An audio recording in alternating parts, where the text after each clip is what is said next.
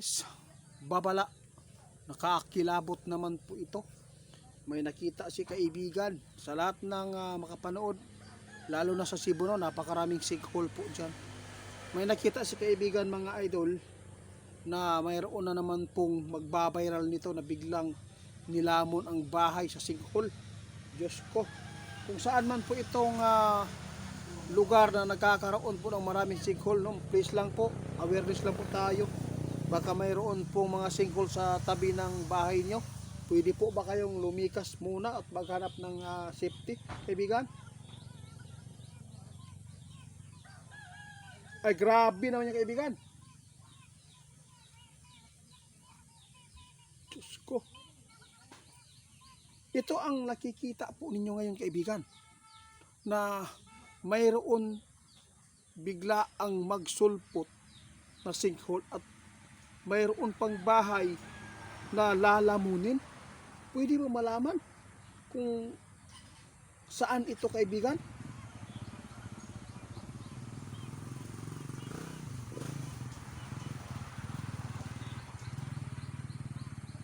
Naku mga idol, ito po ang nakakakilabot ngayon, nababala ng ating kaibigan. Mayroon po silang nakita ngayon doon sa kanilang kaharian, kaya agad po niyang ipinapaabot sa atin. Dahil po sa dami ng sinkhole ngayon na nakita, lalo na doon sa Cebu, nakakatakot naman po ito, kaibigan. Sana ay walang tao ang bahay kapag ang bahay na ito ay mahihigop sa sinkhole. Na guys, mga idol, maraming nakita si kaibigan ngayon mga idol na itong taon na to maraming magsinglabasan na sinkhole na naman ulit. Sana po ay hindi ito mangyari sa may mga bahay mga idol, kasi itong pangitain ng ating kaibigan ngayon ay parang tinikilabutan ako.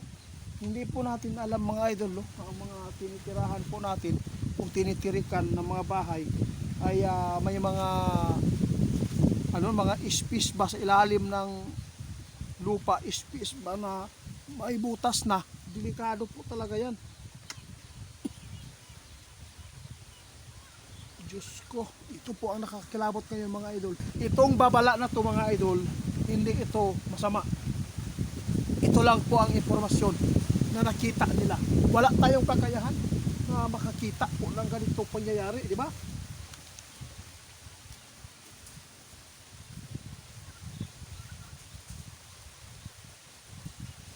Sus. Sana po guys, no, walang mangyaring masama po ito. Dahil po talagang nakita talaga nila na marami daw mga sinkhole pa ang matutuklasan natin dito sa ating bansa. Sana daw walang mangyaring nakatira ba doon sa bahay na yan kapag hinigop ng sinkhole. Sa totoo lang mga idol, sinabi ng ating kaibigan, ang Manila siguradong mayroon. Nakita si kaibigan na bigla ang building dyan mag-collapse dahil po dyan. Tandaan po ninyo ito ha. Pinapangalanan mo pa. Ito ang nakita ni kaibigan mga idol. Sa totoo lang, sa Cebu, dapat mag-ingat din. Pero hindi pa rin magkampanti ang Manila. Dahil malapit sila sa baybayin. Lalo na ay napakabigat po ngayon ang mga tawag dito building dyan. Sobrang haba, sobrang taas. Kaya ito po ang i-share po ninyo mga idol para may kaalaman din po ang mga tao para hindi po sila mapapahamak. Grabe naman ito kaibigan. Kung mangyari ito kaibigan, posibleng maraming mangyari na hindi maganda sa tao ngayon.